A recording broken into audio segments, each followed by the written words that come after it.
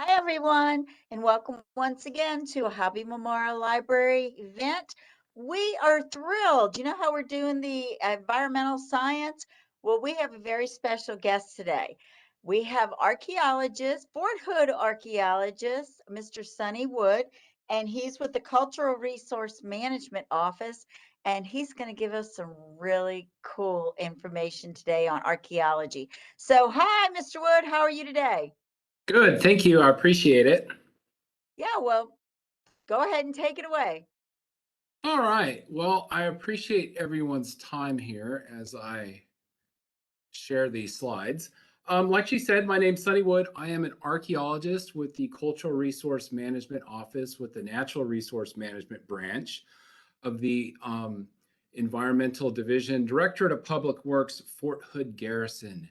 And today, what I'd like to do is talk a little bit about the cultural resources on the installation and how we manage them. But what I want you to get out of this is the concept that these cultural resources, this physical expression of our history, our heritage, our past, our archaeology, is what we consider to be non-renewable.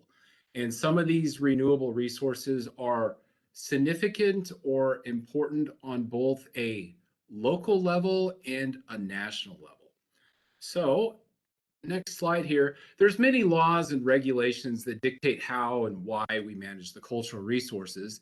I'm not getting into the specifics of those, but again, the main concept I want to hit on is the idea that this physical expression of our past, it's non-renewable. So if you think about it in the context of natural resources, right? So if you have a forest, we can cut down the trees, we can replant trees, regrow a forest through an active forest management program.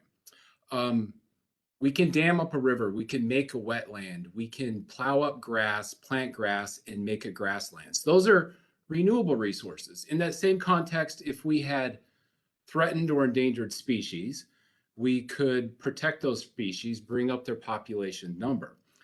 But in regards to cultural resources, these are a finite amount. We don't have a lot of archaeological sites from the past. We don't have a lot of historic buildings. So what these laws and regulations really do is provide a due process for us to identify which of these resources are important enough and which ones should we keep or preserve. And again, working on Fort Hood, you have to find a balance between these laws and the regulations and the training mission. But when I'm talking about the history, any history for that matter, it's easier to break it up into smaller management units. And for Fort Hood, we have basically three cultural or three time periods. Most recently being modern times, going back to about 1942, 43, with the establishment of Camp Hood. Before that would be the former landowners, the European settlers, and of course, before that would be prehistory and American Indians. So we're going to start off most recently in time and work our way back. This is an aerial photograph of the cantonment on Fort Hood, probably about the 1970s. And down here, you can see these kind of petal-shaped structures. These are the family housing area. We have these U-shaped area here. This would be administration. Over here, we have the rail yards. And in the center, all these even organized blocks of buildings. Those are the barracks. And in the back, we would see rows of motor pools. When we're talking about these modern periods, what we're really going to start talking about is our built resources, our infrastructure that we see that are the physical expressions of our history, our heritage. And when we deal with them, it's actually easier to take a step back, kind of like this aerial picture, and think of the buildings within their use areas, the motor pool corridor, the family housing, the administration. And an example of one of these resources would be the original Post Chapel, Building 53. It was built in the 1940s. It's nothing spectacular. It's a wooden structure built in the 1940s. But what's important about it is it's significant at a local level, kind of the bottom level. It's significant to the history of Camp Hood. So if you thought of this in a bigger context of the state of Texas or even the national level, it wouldn't have the same amount of historical value that we would place on it here locally. This is another example of different buildings. We're looking at the motor pools, again, from about the 1970s. In the center here, you can see those World War II temporary wooden structures. Those are the single-story barracks. On both sides, we have these larger cinder block, multi-story Cold War era rolling pin barracks. In the back, you kind of see the hammerhead barracks. But what I wanted to show and get out of this slide is you can look at this picture and see the difference in the two architectural styles. You know, we built things different in the 40s than we did in the 70s than we do today. And this concept of like styles changing through time in archaeology, we call this seriation, and we can actually date styles by when they were occurred and when they were built. And again, that's really important when we're addressing these later built resources to think of them within their time period. And again, this is part of the approach that we took on Fort Hood for managing these built resources. On the right here, you can see the landscape report. We did this for the Hood Army Airfield. And again, if you think about it, the buildings that were built in an airfield would be different than the buildings for a family housing area, which would be vastly different from a motor pool or the barracks. So this has been a very effective approach for us to inventory and assess these buildings. Another example of built resources from this time period, West Fort Hood was originally Gray Air Force Base, and adjacent to the airfield, they had built a couple large tunnel facilities. These were built during the Cold War for the maintenance and storage of nuclear weapons. So again, like when I brought up that chapel was significant or important at a local level for the history of Camp Hood.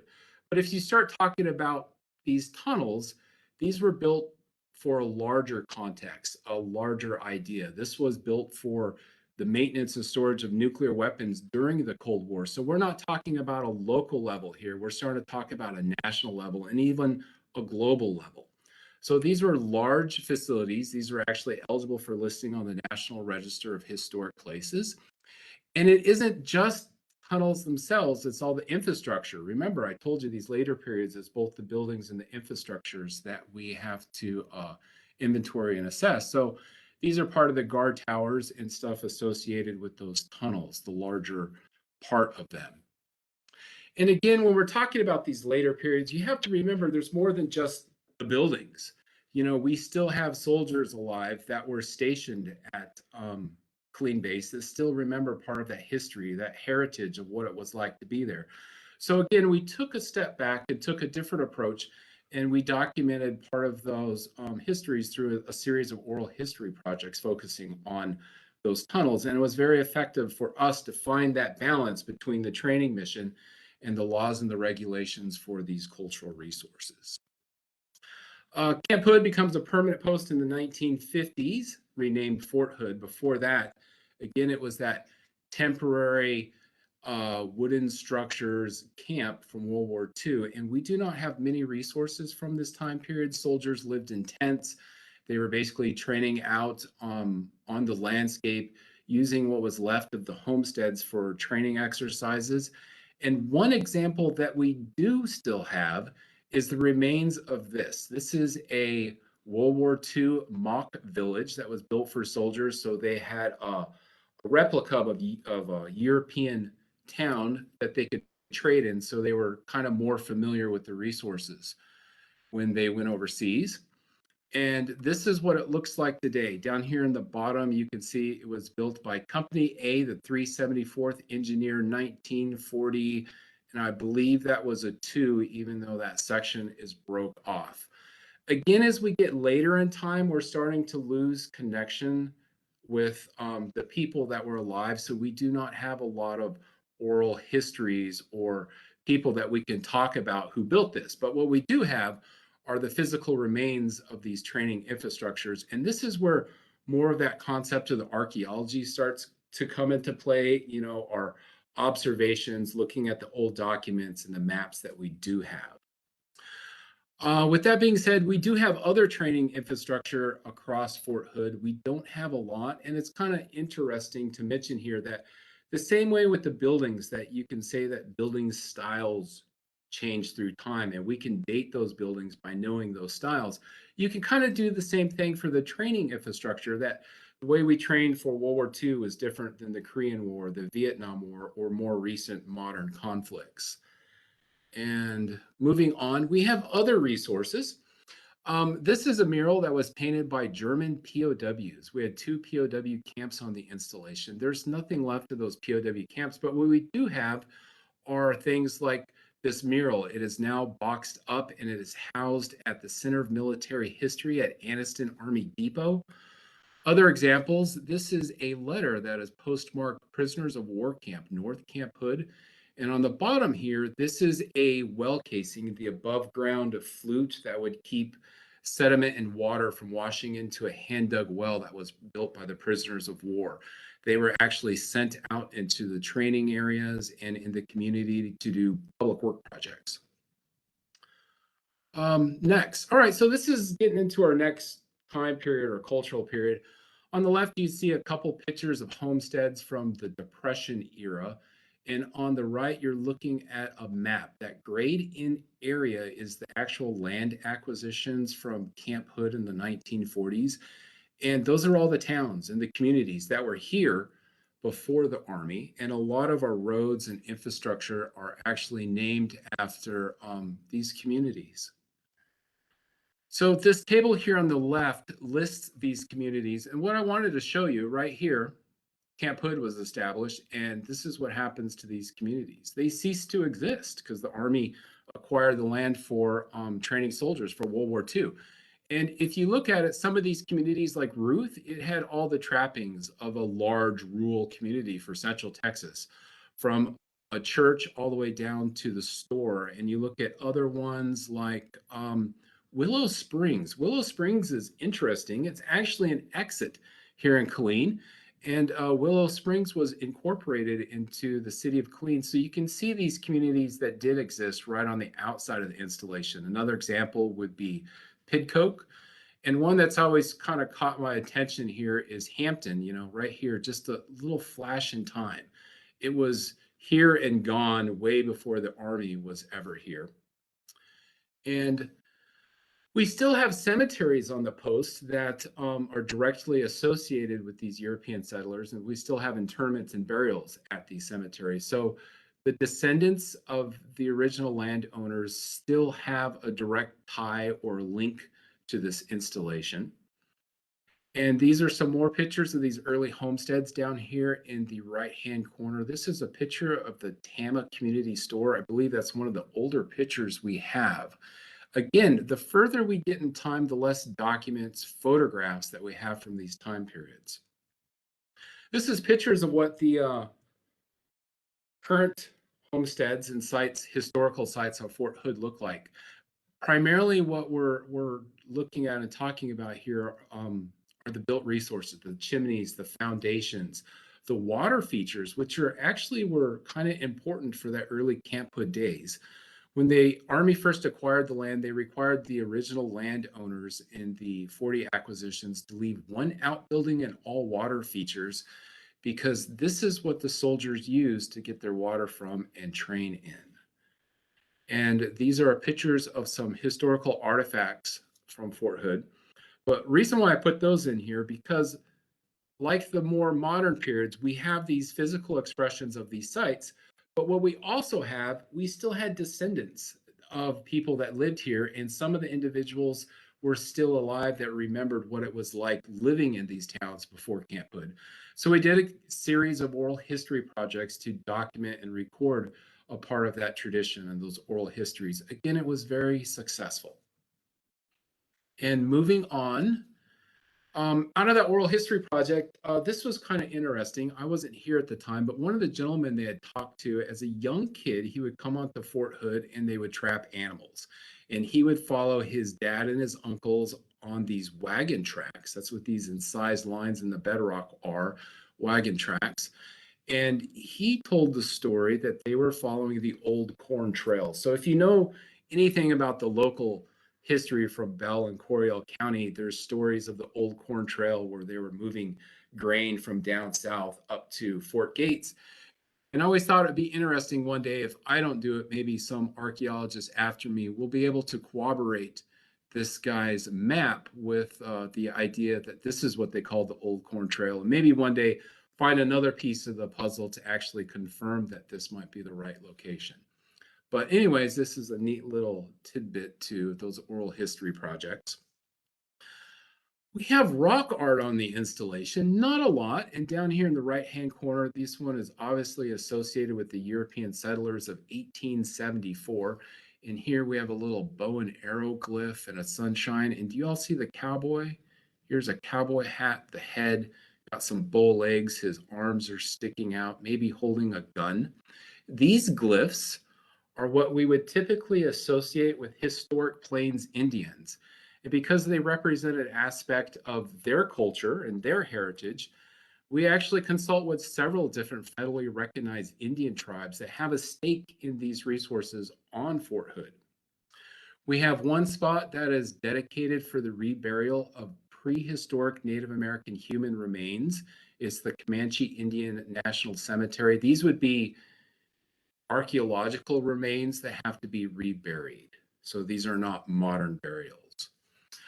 This is an example of a sacred site, the Leon River Medicine Wheel on the left. This is what it looks like when they found it.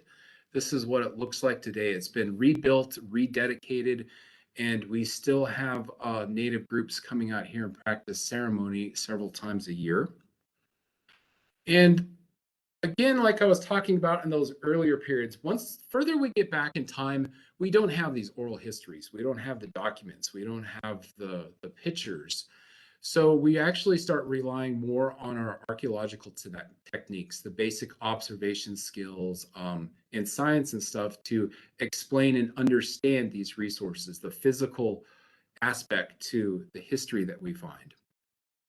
And this slide, I purposely left blank because usually I'm out talking to people, and since this is pre-recorded, this would have had a map that showed where the archaeological sites are. And I could tell you there's 2,236 archaeological sites on Fort Hood, but we only actively manage about 350 of those.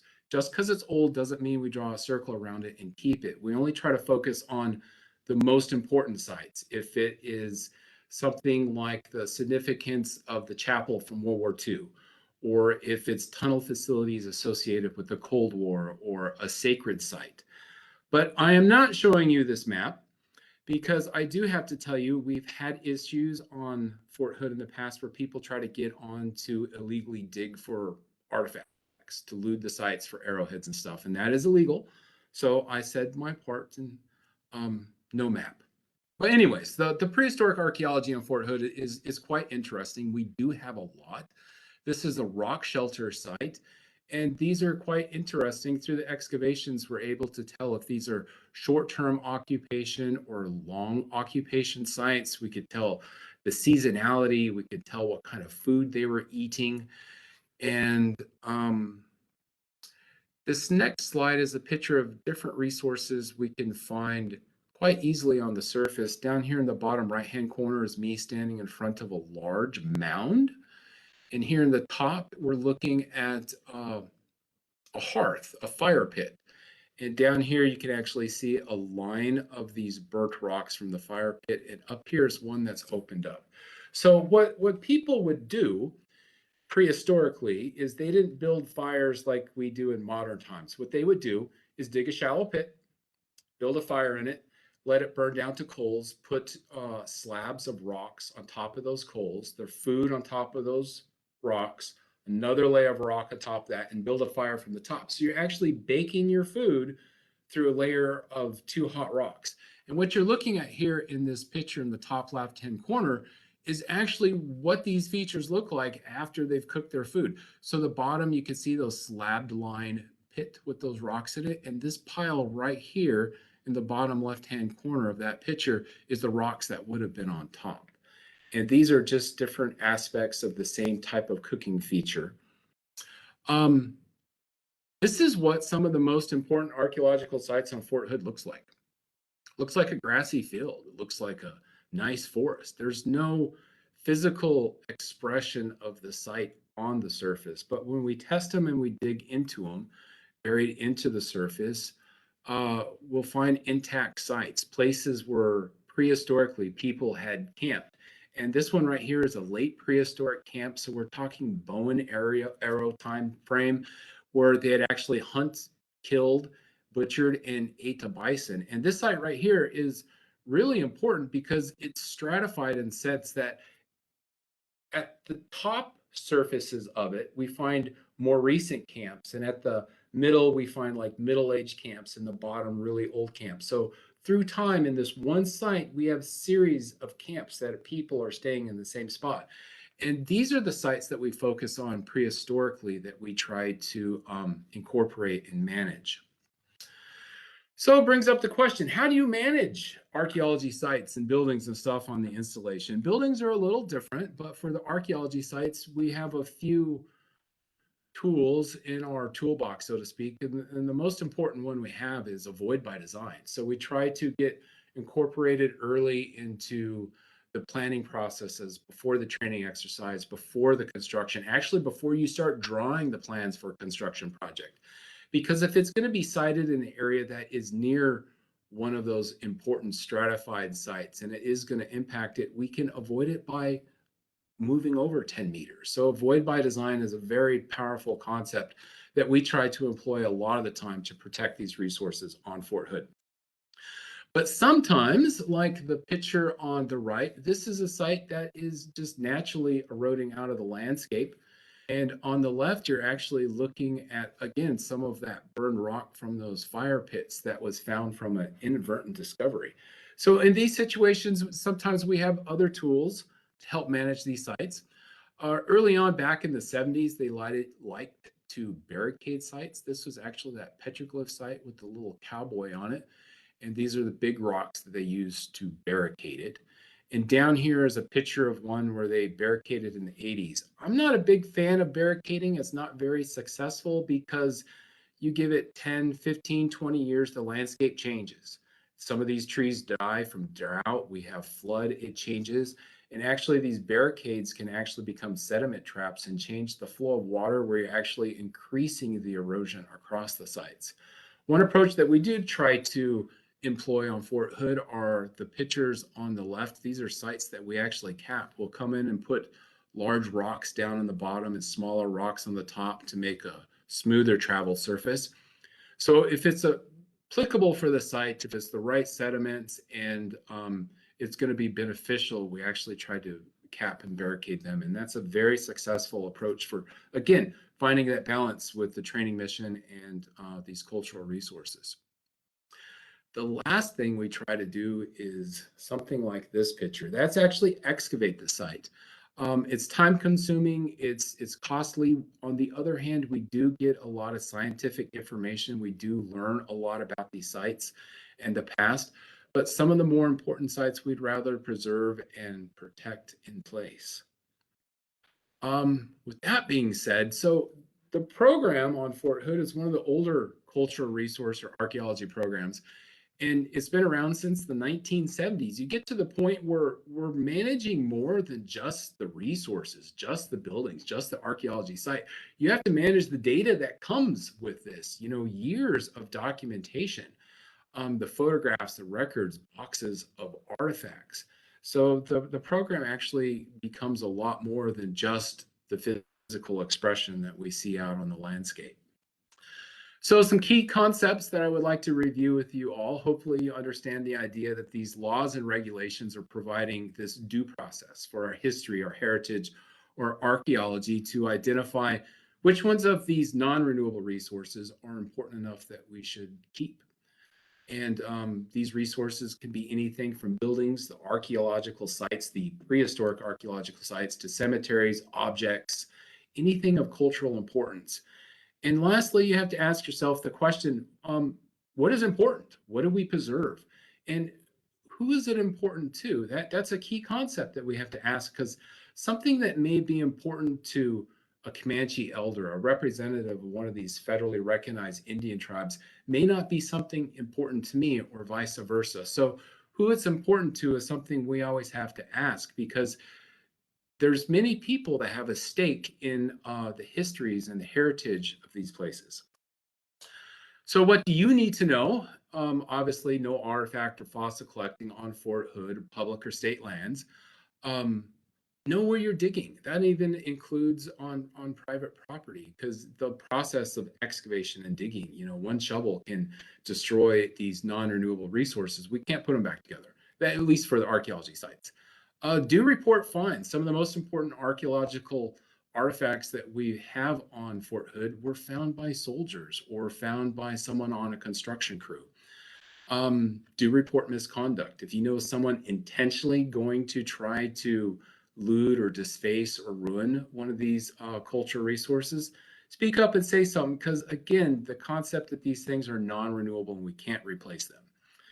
And last and probably most important, ask about cultural resources. So I'm very blessed to have the job that I have and what I get to do. But these aren't mine. These are the public's. These belong to other people. So if you don't ask and you don't get involved, um, it's kind of, I don't want to say pointless, but it's more exciting when someone comes to your office and they want to know, well, why? Who is that important to? Why do we keep it? So these are questions and things that hope you got out of this today. So I appreciate it. And that was my short talk. I don't have much more. I went quite fast. Well, Alyssa, do they have any questions so far? Oh, no, no questions yet. Not yet. Well, I have a couple of questions. Yes, go Um, ahead. I live here in Clean, and if we, I know that a lot of this land was dug up to build like a million houses here, Hmm. but there are some people who still have little farmland surrounding. If they are digging on their property and they find anything that looks like an artifact, can they contact you to look at it? My job really starts and stops with the cattle guard and the access control points on Fort Hood. I will always talk to people about, artifacts and archaeology and stuff, but if you're off of Fort Hood, what I would recommend that you would do is contact someone from the State Historic Preservation Office. They have network stewards that are probably a little well more versed in some of the stuff than I am. My specialty is really, you know, Department of the Army, cultural resources, archaeology on Fort Hood. But the archaeology doesn't change from one side of the fence to the other, and I will always look. But primarily, my job is on Fort Hood. Well, and there are a lot of historical societies because I just pulled up an entire There list for is someone ton. yesterday So in Central Texas. when you had asked us if we could, do a presentation for you all, I said October because October is Texas Archaeology Awareness Month. Again, I would encourage people to get out and get involved. There's a lot of local museums. There's a lot of local history, heritage, and archaeology. And most of the time, people don't know. We have soldiers that come to our office on Fort Hood, and they're like, "We had no idea there's, cultural resources here. No idea that there's this archaeology." So, do get out and look around and ask, because there is a lot of these historical or archaeological programs throughout the state. And, as you said, with some Native American tribes, it's possible we could find arrowheads or other things just out here on the other side of the gate. You can. Um, that's where, being trained as an archaeologist or having years of experience really comes into play, because there's some places that are higher probability than others, and what you're really getting down to is where do things preserve? High spots erode, low spots fill. Where do you find the things on the landscape? Well, I have to ask you, a Yes. couple of weeks ago, I got a sneak peek tour of your Mounted Warrior Museum. Oh, I've Um, not been there. I have. And we heard about these dinosaur tunnels where the dinosaurs used to run. No, there's no dinosaur tunnels. The only tunnels that I am aware of are the NSS facilities, the ones that I showed you all, those nuclear storage tunnels. Um, there's a lot of rumors and stories of treasure and dinosaurs. I've even come across a memo where someone tried to acquisition a T-Rex. Obviously it was a spoof and a joke, but sometimes you have to take what people tell you with a grain of salt. And no, there's no So, tunnels that I am aware of for and the dinosaurs. lasers that were strapped to the dinosaurs. Yeah. No. I can only imagine who told you that story. So I Well, won't and mention names. right. Well, also, with artifacts, I mean, since this was a camp, Mhm. um, years ago, and I know that, you said that you have some archaeological items where you work. Is the public, if they're able to get, because the public can get on the, to see the Mounted Warrior Museum. Yes. That's not Yes, that's behind your gate. Can the public come and see what you have, or do they need to be, definitely have a pass? How does that work? yes. Um, so if you do not have access to Fort Hood and you're someone from the public that would like to get on Fort Hood, you would have to stop at the visitor center, get your visitor pass. If you like to visit us at our office, we do have a few displays in our office, from mammoth bones to some of these prehistoric artifacts and historic artifacts that we have found on Fort Hood. You have to get your visitor pass, tell them you're visiting the Cultural Resource Management Office. We're building 1938 off a Rod and Gun Club loop. That's next to the Sportsman Center where you get your hunting and fishing license.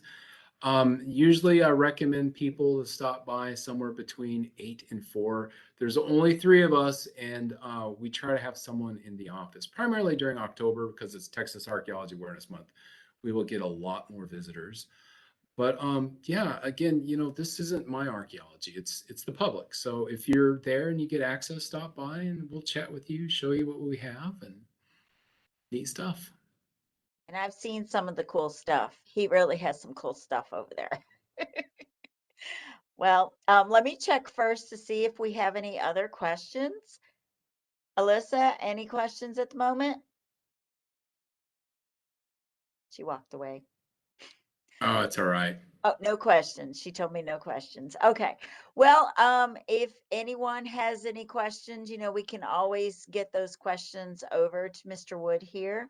Um, Thank you so much. When I met you the first time, you're like, "What? What are we doing?"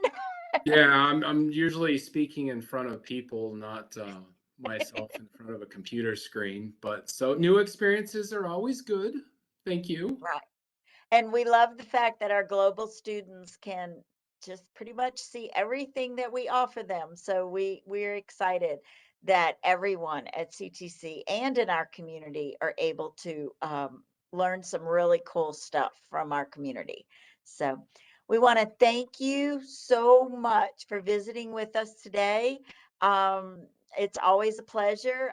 We love that, Fort Hood has been sending some really, truly amazing speakers to us. We are learning all about environmental science and butterflies and birds and fossils and everything. So, we have a gold mine across the highway there, guys. So just, I bet you all didn't know that we had so much, and that so much research was going on. So it's enlightening to see that. And we truly, truly thank you for taking the time today to come and visit with us. Did you want to say a couple of last words before I deluge them with our upcoming events? Um, no, I'm fine. Thank you. All right. Well, before we go, guys, I want to give you guys some heads up. Today we have the Writers Guild meeting. So if you're interested in the Writers Guild, come on over to the library and ask about it. And then next week we have we've lost him. He left us. Next week we have another night sky tour with Warren Hart, which is on October the 12th. And then we also have another philosophy and popcorn, which is on October 17th. October 13th, we have our poetry slam and open mic. That is open, but you've got to register. That's the only way that you can participate. If you go to our Facebook, go down for a little bit further down in the post, you will find a link to go ahead and register. You get 3 minutes to offer us whatever you want to offer us, song, poetry, dance. Just come on over and get involved in that. And then we have another Fort Hood event on October 19th called Prescribed Birds. We'll finally find out why everybody keeps setting these big fires and why the fort keeps doing that. So thank you all so much for joining us today, and we will see you at our next event. You guys have a great time. Thank you. And Alyssa, if you will take us out.